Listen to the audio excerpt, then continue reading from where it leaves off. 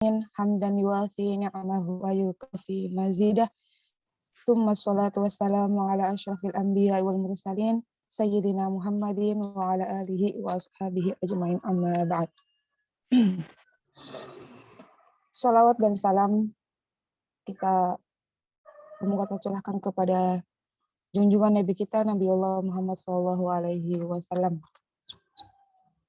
Alhamdulillah, tidak henti-hentinya kita memanjatkan puji syukur kehadirat Allah Subhanahu wa taala karena pada pagi hari ini kita masih diberi kekuatan, diberikan kesehatan sehingga kita bisa melaksanakan kajian ba'da subuh ini.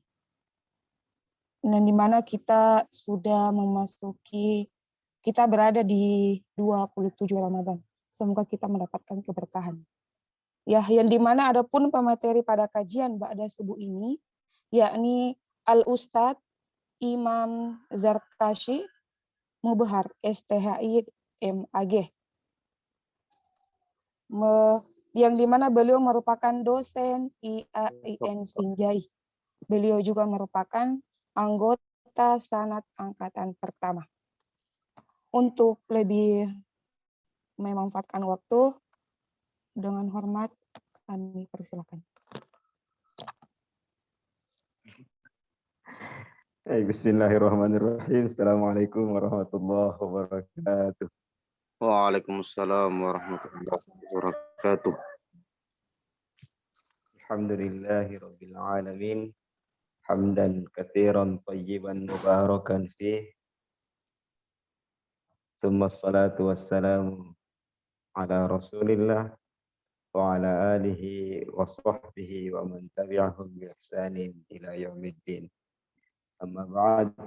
Rabbi shrah li sadri wa yassir li amri wa hlul 'uqdatam min lisani yafqahu qawli. Teman-teman sanad, student and alumnus tafsir hadis khusus Makassar, Zumiyun dan Zumiyat yang insyaallah sama-sama kita berharap ridho, rahmat dan keberkahan dari Allah Subhanahu wa taala.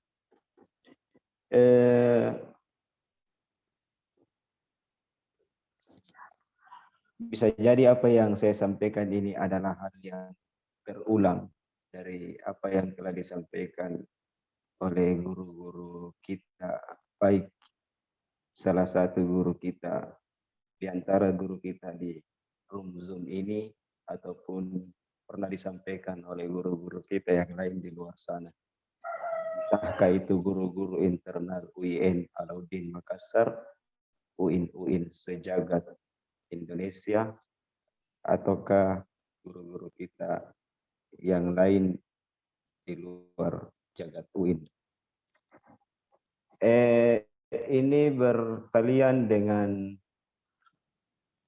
karena kita tafsir hadis, maka seyogyanya memang kita mengawali dengan sebuah dalil dari Al-Quran yang kemudian ditopang oleh hadis Rasulullah Sallallahu Alaihi Wasallam.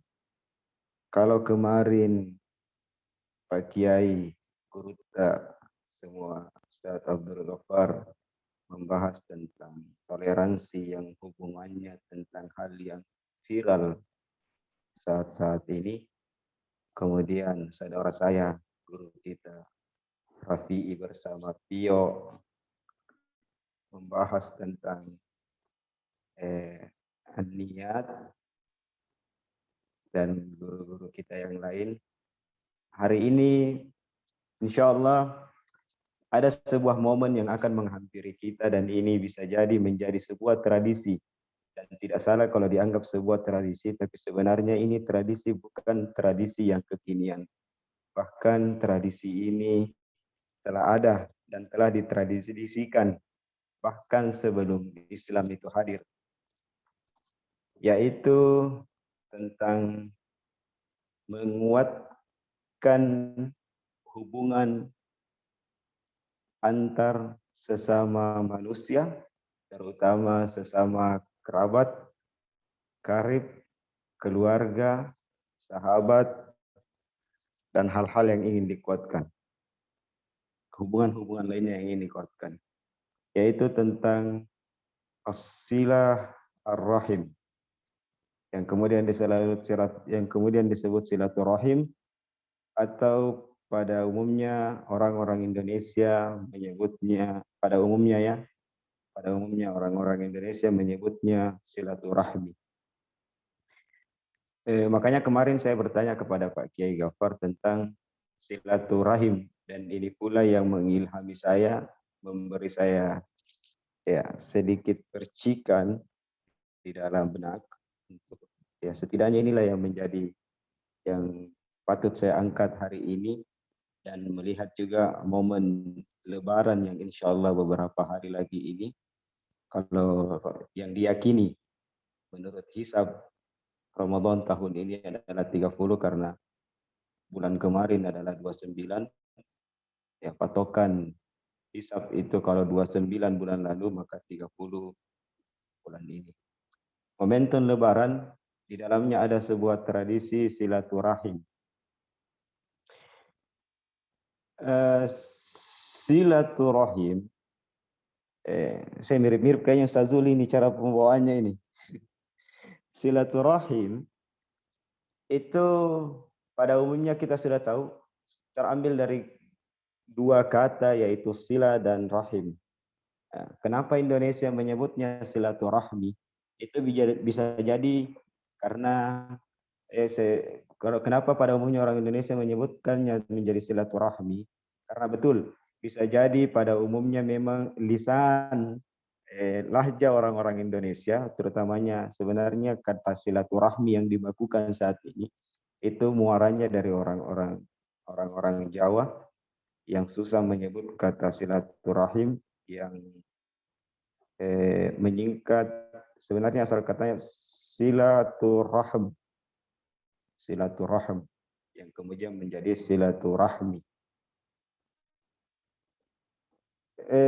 Artinya asilah itu adalah menghubungkan dengan sebuah ikatan yang kuat. Ya, itulah silah. Wasala yuwasilu menjadi silatan. Kalau persoalan ta'abudi terhadap hamba kepada Tuhannya, ya, yang hubungan vertikal dalam artian silah, itu adalah menguatkan diri seorang hamba terhadap Allah. Itulah kemudian silah menjadi solah. Kalau ada hubungannya dengan Allah, cara menguatkan hubungan hamba dengan Allah, kata silah itu berubah menjadi solah. Yang awalnya kasrah menjadi fathah. Karena as-silah ini hubungannya sesama manusia, sesama makhluk. Maka hubungannya dengan Allah Subhanahu wa taala itu menjadi as-salah. Makanya as-salah kalau dikaitkan dengan istilah para fuqaha, itu para fuqaha pada umumnya itu mengistilahkan as-salah hiya ad-du'a. Makanya salah satu cara untuk menguatkan hubungan kita kepada Allah lewat doa, lewat zikir dan sebagainya. Kalau diturunkan ke dunia sesama manusia, maka untuk menguatkan hubungan kita antar sesama manusia utamanya, itulah silah. Yang ditambah kemudian dengan kata ar-rahim. Makanya ar-rahim itu diambil, ya kalau melihat definisi yang ada, itu terambil dari kata ar-rahim yang dimiliki oleh, yang dianugerahkan oleh para wanita. Bayangkan, makanya dari rahim itu mengisyaratkan bahwasanya bagaimana menjalin hubungan dalam artian menjalin silaturahim itu gambarannya sebenarnya ada pada rahim itu sendiri.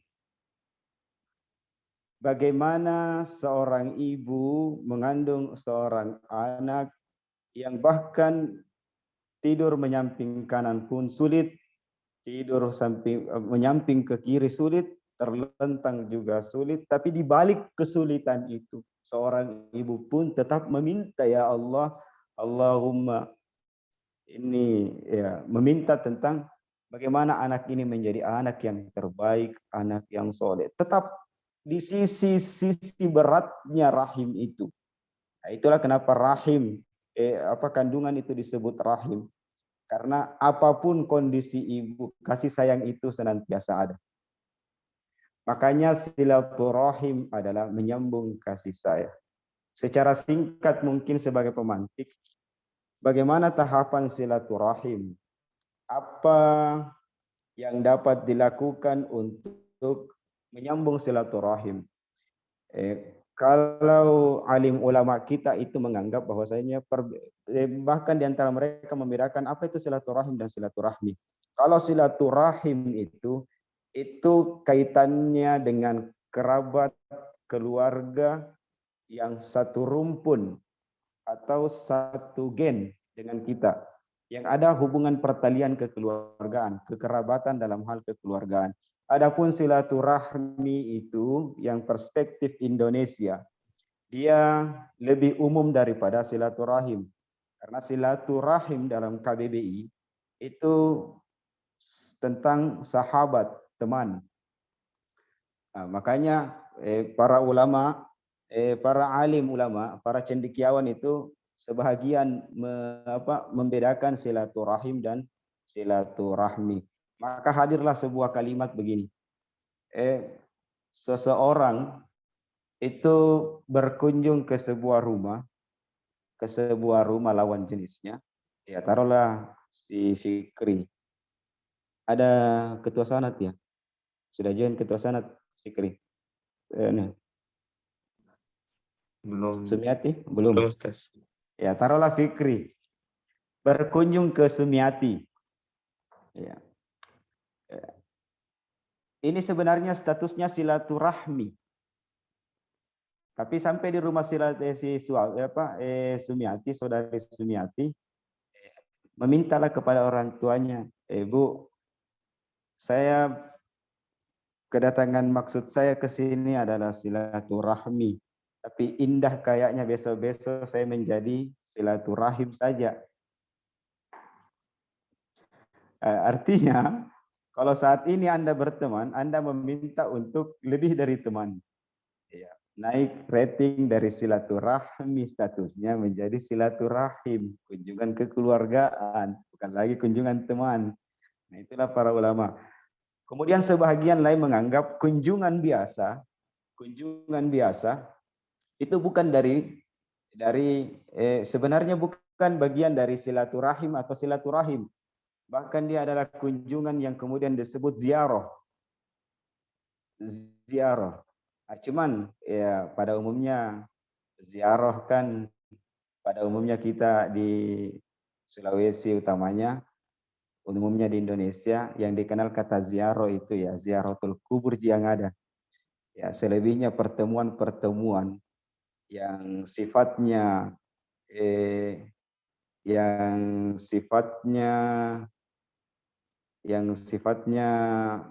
ingin reuni dan sebagainya itu kemudian disebut silaturahim, silaturahmi, karena pada umumnya memang ziarah itu hubungannya dengan ziaratul kubur. Padahal sebenarnya tidak masalah ketika saya mengatakan saya ingin berkunjung, mau ziarah ke rumahnya Fikri, ziarah ke rumahnya Sumiati, dalam artian ziarah dalam hal kunjungan biasa. Karena saya dengan Fikri, saya dengan Sumiati, saya dengan Ustadz Abdul Ghaffar tidak butuh silaturahim lagi karena kasih sayang dan hubungan saya sudah kuat. Ya, saya cuma butuh ziarah, mengunjungi untuk lebih memperkuat silaturahim. Ya, kalau dari dalil Al-Quran, tapi terkadang saya malas menggunakan dalil Al-Quran pada umumnya karena sebahagian alergi dengan Al-Quran, sebahagian alergi dengan hadis.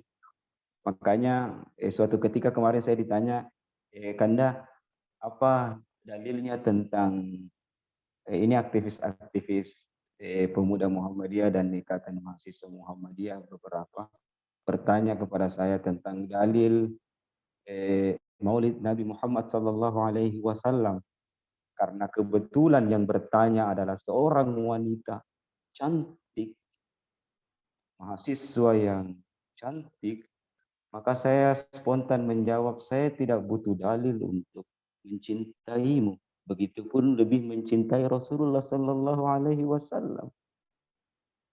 Makanya tentang silaturahim sebenarnya.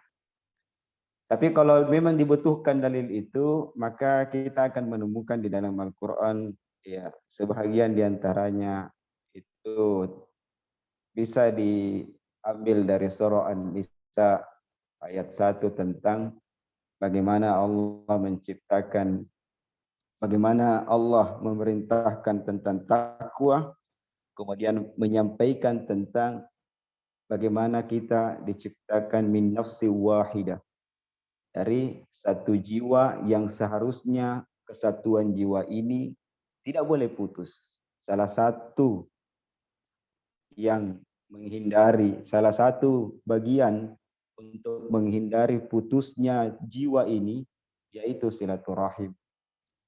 Ya, kemudian dikuatkan lagi di firman Allah yang lain, ya ayyuhan nas inna khalaqnakum min dzakarin wa untha wa ja'alnakum syu'uban wa qabaila. Jelas-jelas Allah Subhanahu wa taala tidak membedakan manusia beriman, manusia bertakwa, manusia apapun itu. Apakah Anda muslim, apakah Anda non muslim, intinya Allah mengisyaratkan dengan menggunakan kata annas lita'arafu, yang kemudian kalimat ta'arufu ini setelah saling mengenal, maka ta'aruf di sini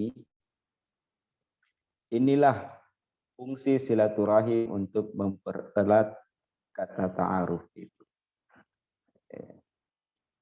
Kemudian bagaimana silaturahim itu? Bagaimana tahapan silaturahim itu?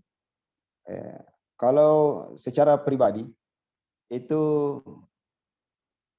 terkadang saya berpikir kalau kita silaturahim, tapi sebenarnya metode ini berfungsi untuk semua hal, terutama dai ketika ingin berdakwah, terutama guru-guru ketika ingin belajar. Metode ini sangat, ya, bagi saya berfungsi secara umum, menggunakan pendekatan yang digunakan oleh jurnalis, menggunakan 5W1H. What? Apa yang Anda ingin raih dari silaturahim itu? Apalagi itu where. Ya, 5, tapi intinya 5W itu dikunci dengan 1H who. Lihat siapa yang Anda temani silaturahim. Kalau dari sisi dakwah, Anda harus lihat, Anda harus tahu siapa yang Anda dakwai. Kalau dari sisi mengajar, Anda harus tahu siapa yang Anda ajar. Begitupun silaturahim. Anda harus tahu siapa yang Anda, bagaimana karakternya, itu menggunakan what, where, di mana dia tinggal. Menggunakan 5W1H ini, inilah yang metode yang digunakan untuk bersilaturahim. Dan pada dasarnya 5W1H ini digunakan seyogyanya, digunakan untuk semua hal. Bukan hanya teman-teman jurnalis, tapi meminjam metode mereka dalam pencarian berita yang kemudian dirilis menjadi berita, ya, itu menggunakan 5W1H. Saya kira itu sebagai pemantik. Kalau mencari kata silah dalam Al-Quran, yang kata silahnya itu langsung yang dimaksud adalah silaturahim, saya kira tidak ada. Tapi kebanyakan silaturahim itu lebih banyak dijelaskan oleh hadis-hadis Rasulullah sallallahu alaihi wasallam. yang teman-teman tahu pada umumnya, terlebih Ustadz Ghaffar dan Azatis lainnya. Saya kira itu Mbak Sumiati.